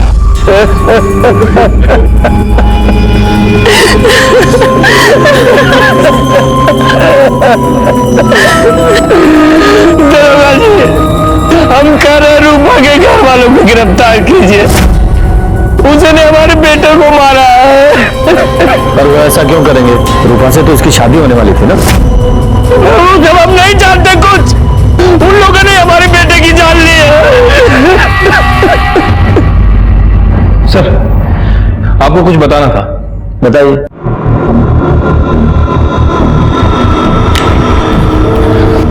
सर, पवन सिंह के पास जो मोबाइल फोन था और उसके अंदर जो सिम था वो पवन के नाम रजिस्टर्ड नहीं था, बल्कि अखिलेश के नाम रजिस्टर्ड। और सर, ये सिम एक दिन पहले ही खरीदा गया। पवन सिंह इस सिम से एक नए नंबर पर बात कर रहा था, और जब मैंने इस नंबर की इंक्वायरी की तो पता चला कि ये नंबर भी एक दिन पहले ही खरीदा गया। और सर, ये नंबर भी अखिलेश के नाम रजिस्टर्ड है। ये दोनों सिम को एक ही दुकान से खरीदा गया था, और वो भी अखिलेश नहीं खरीदे थे। जिस दिन मर्डर हुआ उस दिन पता चला है कि ये दोनों ही सिम एक साथ ट्रेवल कर रहे थे। इनमें से एक सिम की लोकेशन रूपा के घर के आसपास की है, और ये दूसरा सिम नेक्स्ट डे जाके कटिहार में बंद हुआ। ये दो नए सिम का क्या चक्कर है? खुलजा सिम खेल रहे हो? हमें कुछ नहीं पता सर। हम बताते हैं। पवन को रूपा के अफेयर के बारे में पता चल गया, उसने तुम्हें भी बताया, तुम्हें भी गुस्सा आया और तुमने और पवन ने दोनों ने मिलकर रूपा का रेप किया, उसे मार डाला और बाद में तुम्हारा और पवन का झगड़ा हुआ तो तुमने पवन को भी मार दिया। नहीं सर, ऐसा कुछ नहीं हुआ था। हम सच कह रहे सर, हमें कुछ पता ही नहीं। यादव जी सर बता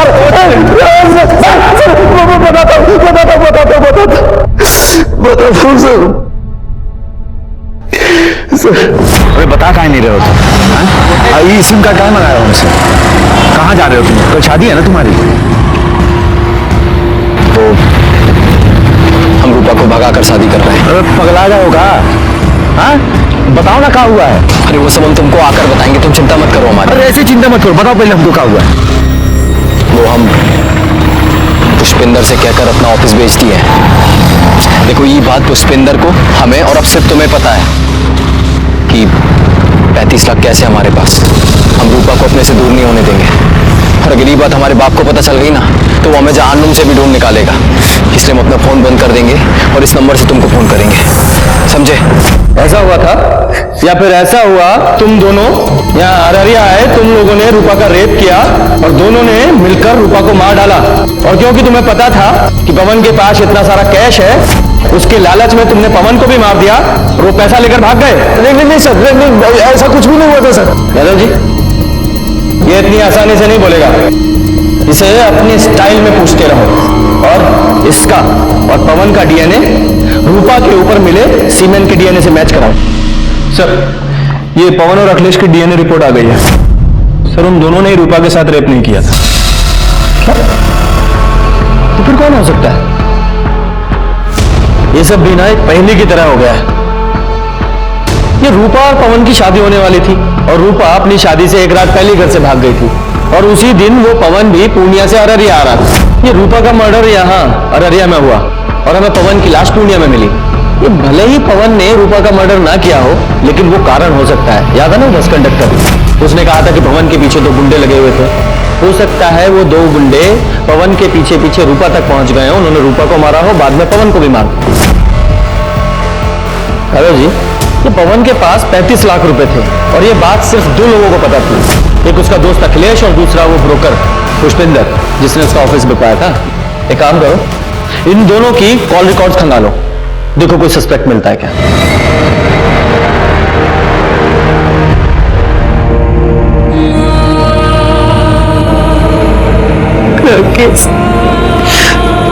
काम हो गया, क्या सोचे थे?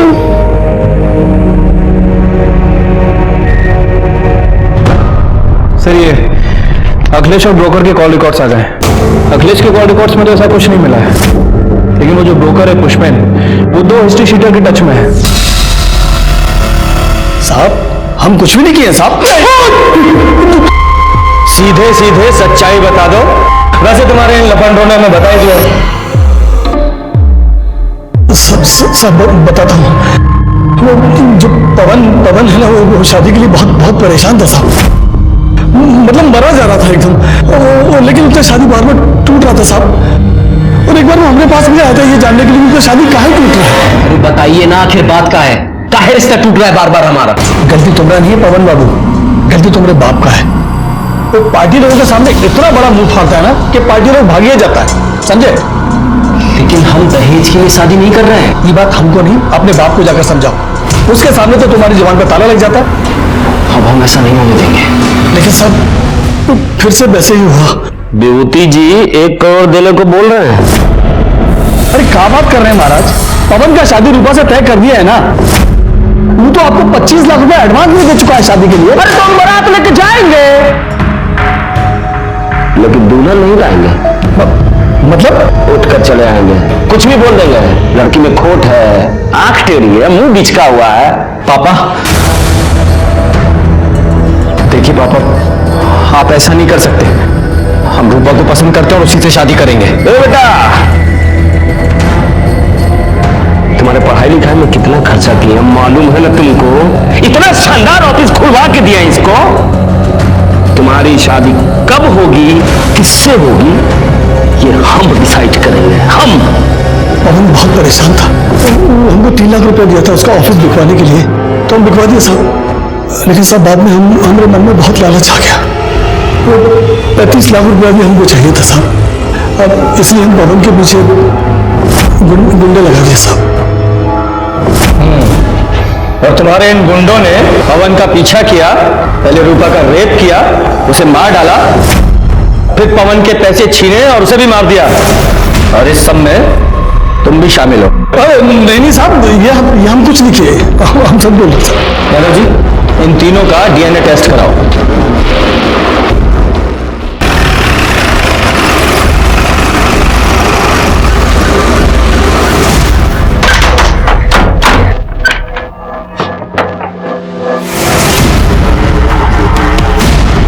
दरोगा जी, हमारे बेटे के खूनी का कुछ पता चला? वही पता करना है। आप अपने बेटे की शादी रूपा से तोड़ना चाहते थे ना? नहीं, कई बार पहले भी दहेज के लालच में आप अपने बेटे की शादी तोड़ चुके थे। जब आपको पता चला कि आपका बेटा अपना ऑफिस बेचकर रूपा के साथ भागकर शादी करने की प्लानिंग कर रहा है, तो आप वहां गए, आपने रूपा का रेप किया और उसे मार दिया, और बाद में अपने बेटे को लेकर यहां पूर्णिया में आ गए। फिर आपका बेटे से झगड़ा हुआ तो उसे भी मार दिया। आपका दिमाग खराब हो गया है? हमने दहेज मांगा, कोई नई बात नहीं है इसमें, पूरी दुनिया करती है, आपको पता है, दूल्हा बिकता है। हमने अपने बेटे की पढ़ाई पे इतना खर्च किया तो वसूलने का हक तो था ना हमारा? बिल्कुल भी नहीं। आपको पता होना चाहिए, दहेज लेना और देना दोनों जुर्म है, सजा हो सकती है आपको। अब इससे ज्यादा सजा क्या मिलेगी? हमारा बेटा हमसे छिन गया। लेकिन पुष्पेंद्र का कहना है कि आप अपने बेटे की शादी रूपा से तुड़वाकर विभूति की बेटी से करवाना चाहते थे। झूठ बोल रहा है वो। हमने अपने बेटे की शादी की बात विभूति जी की बेटे पारुल से चलाई थी, वो भी तब जब रूपा घर से भाग गई।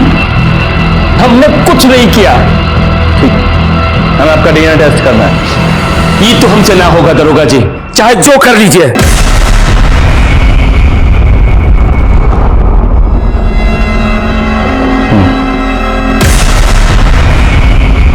यादव सर, मुझे इसकी एक एक डिटेल्स चाहिए। ठीक है सर। आपकी बेटी की शादी पवन से होने वाली थी ना? जी। लेकिन पवन तो रूपा से शादी कर रहा था, फिर आप रिश्ता लेकर क्यों गए? जब तक सामान बिक न जाए वो किसी का नहीं होता साहब। हमने रूपा के घर वालों से अधिक बोली लगाई थी, वो इसलिए कि लड़का अच्छा था और इंजीनियर भी था। और पारुल का रिश्ता पवन के साथ एक बार पहले भी टूट चुका था ना? पारुल पवन को पसंद करने लगी थी, इसलिए मान गए, और उन्होंने जो दहेज मांगा हम देने को तैयार हो गए। आप जैसे बेटी वाले जब तक दहेज देते रहेंगे, बेटे वाले लेते रहेंगे। इस सामाजिक कुरीति में आप भी उनका साथ दे रहे थे। बेटी की खुशी के लिए करना पड़ता है सर। अब अच्छा सा लड़का देख के उसकी शादी कर देंगे। हमें आपकी बेटी से मिलना। वो अपनी नानी के यहाँ गई है, बहुत दुखी थी बेचारी, पवन को पसंद करती थी, बल्कि यूं कहें कि मन ही मन वो पवन को अपना पति मान चुकी थी, और शायद भगवान को ये रिश्ता मंजूर नहीं था साहब। ठीक है, आप पारुल की नानी का एड्रेस दीजिए, हम वहीं जाकर उससे मिल लेंगे। कैसी बात कर रहे हैं सर? एक तो वैसे ही परेशान है, हम नहीं चाहते कि आप उसे परेशान करें। हम तो बस अब उसकी शादी कर देना चाहते हैं, भले ही हमें सब कुछ बेच बाच कर सिमरिया घाट में रहना पड़े। यादव जी, मुझे इस विभूति की भी पूरी डिटेल्स चाहिए। सर, प्रजापति के कॉल रिकॉर्ड चेक किए हैं, लेकिन कुछ सस्पिशियस नहीं मिला है। बस नॉर्मल लोगों से ही बात करता है। और ये रूपा की बॉडी पे जो सीमेंट मिला था, उसका डीएनए ना तो पुष्पन से मैच करता है और ना ही उसके आदमियों से।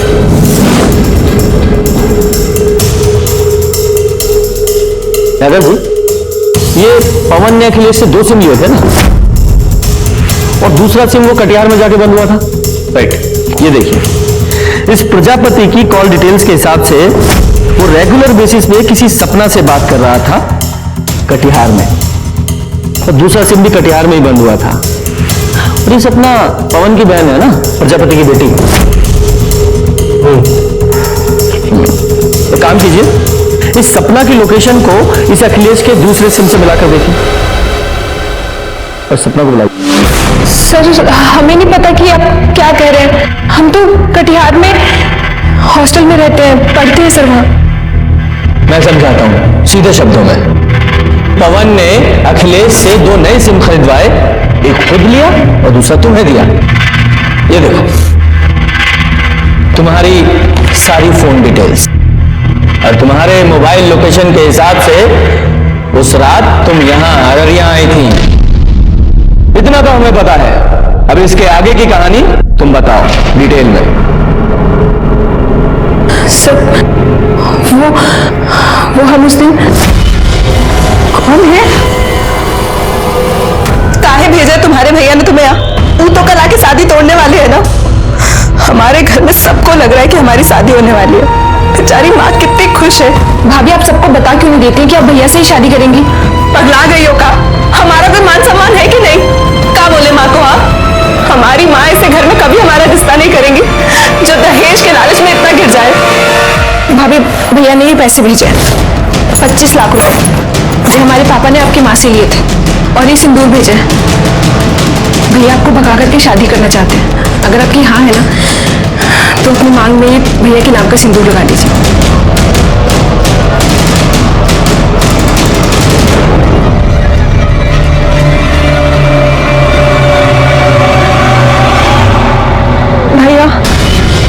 भैया हम पवन को बहुत पसंद करते हैं, बहुत प्यार करते हैं हम उससे। पता है हमें, सपना ने हमें सब कुछ बता दिया है।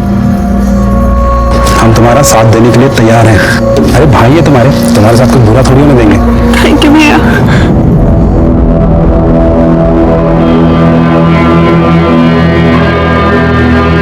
चलो जल्दी निकलते हैं, पहले सपना को हॉस्टल छोड़ते हैं फिर हम निकलते हैं, ठीक है? नहीं जी अजय, सपना को हम छोड़ देंगे, आप रूपा को लेकर निकलो। सर उसके बाद राकेश ने हमें खटियार में हमारे हॉस्टल छोड़ दिया। लेकिन ये सब कुछ तुमने हमें पहले क्यों नहीं बताया? सर आप लोगों को पापा पर शक था और आप पापा को पकड़ के ले जाते और हम बिल्कुल अकेले रह जाते। सर हम तो अपनी बहन की मदद कर रहे थे, वो बहुत अच्छी लड़की थी सर, पता नहीं सब कैसे हो गया। ठीक है जा। सर विभूति के बारे में कुछ बात पता चली है, उसने अभी अपनी पूरी प्रॉपर्टी बेच दी है, प्लॉट दुकान सब कुछ, और ये उसके कॉल रिकॉर्ड्स। इसमें कुछ इंटरेस्टिंग है सर, ध्यान से देखिए।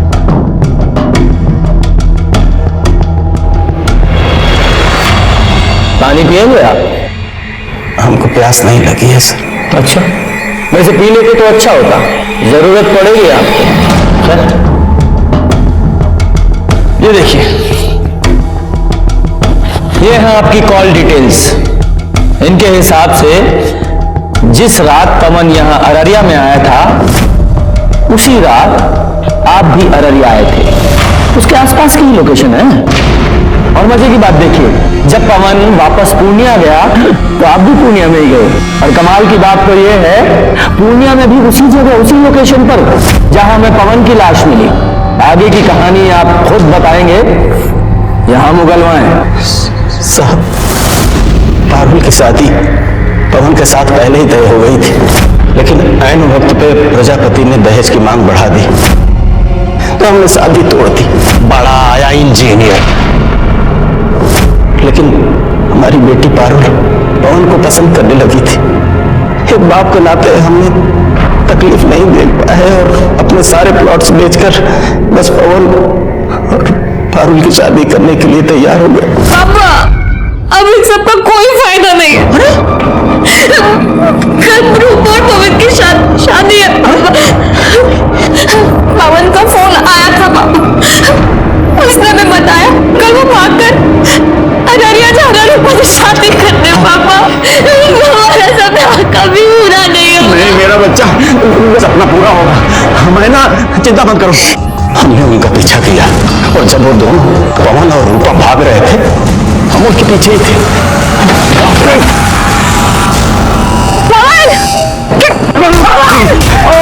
ये क्या कर रहे हो? तेरी पवन की पवन, अंदर जाओ सर।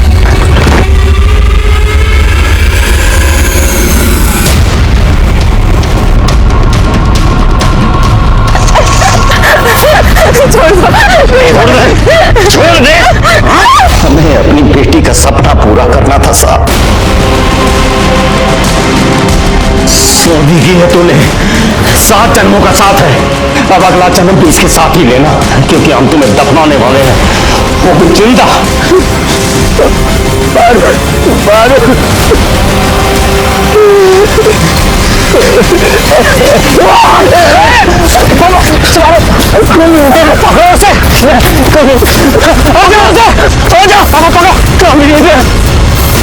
हम तो मारना चाहते थे उन्हें, लेकिन मार नहीं पाए।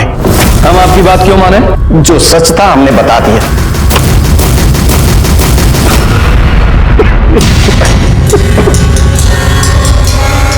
प्रसाद, बॉडी को पोस्टमार्टम के लिए भेजो। Okay sir. अगर थोड़ी समय के लिए मान लेते हैं कि विभूति सच बोल रहा है, आखिर हुआ क्या होगा? उस रात पवन के साथ तुम्हारा झगड़ा हुआ था? नहीं सर, कोनो झगड़ा नहीं हुआ था हमारा। अच्छा, तो फिर ये देखो, ये है तुम्हारी कॉल लोकेशंस। अगर इनकी माने तो तुम यहाँ अररिया से पहले कटिहार गए, कटिहार से वापस यहाँ अररिया आए, फिर उस रात तुम पूर्णिया गए, और तुम्हारी कॉल लोकेशंस वही है जहां अगले दिन हमें पवन की लाश मिली थी। बोलो, बताओ। हाँ, तुम्हें तो यह सवाल उतना ही कठिन लग रहा होगा जितना कठिन सवाल यक्ष ने युधिष्ठिर से पूछा था। तो जल्दी जल्दी बताओ, मेरा पेशेंस खत्म हो रहा है, बताओ। नहीं सर, हम सब सच बताते हैं सर। हम सपना से शादी करना चाहते थे और हम उसको बोले थे कि हम उसके भैया से बात करेंगे, और उस रात उसको हॉस्टल पे छोड़ने के बाद हम उसके भैया को फोन लगाए और फोन लगा नहीं। हेलो, कहाँ हो तुम लोग? अभी तो यहाँ बस स्टॉप पे ही है, बस का इंतजार कर रहे हैं। अच्छा सुनो ना, थोड़ा जीजा जी को फोन दो ना। हाँ, राकेश। अच्छा, हेलो। हाँ जीजा जी, अरे हम क्या कह रहे थे कि हम सपना को बहुत पसंद करते हैं और सपना भी हमको बहुत पसंद करती है। बस आप एक बार हाँ कह दे तो। दिमाग खराब हो गया तुम्हारा?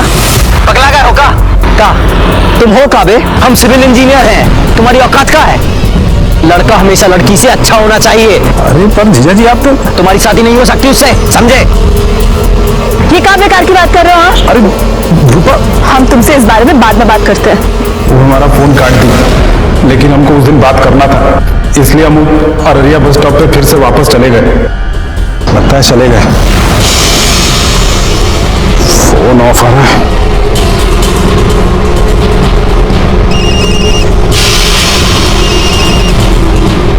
रूपा की फोन करी?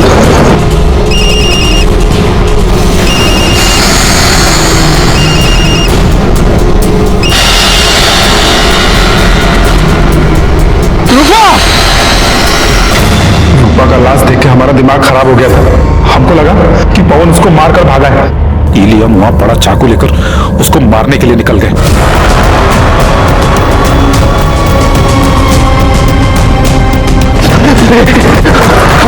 राकेश, राकेश, राकेश, हमको चलो, बोलो, मार डालेंगे हमको। राकेश, बचा लो तुमको। कैसे छोड़ सकते थे उसको हम? पवन ने तुम्हारी बहन को नहीं मारा था, वो तुम्हारी बहन से प्यार करता था। तुम्हारी गलतफहमी और तुम्हारे गुस्से ने एक निर्दोष की जान ले ली, और उसकी सजा तुम्हें मिलेगी। लोभ, घृणा, द्वेष, ईर्ष्या और गुस्सा, सदियों से हमें इन सबसे दूर रहने के लिए कहा जाता रहा है, और जो कोई भी इनके जाल में फंसा उसे इंसान से जानवर बनते देर नहीं लगती।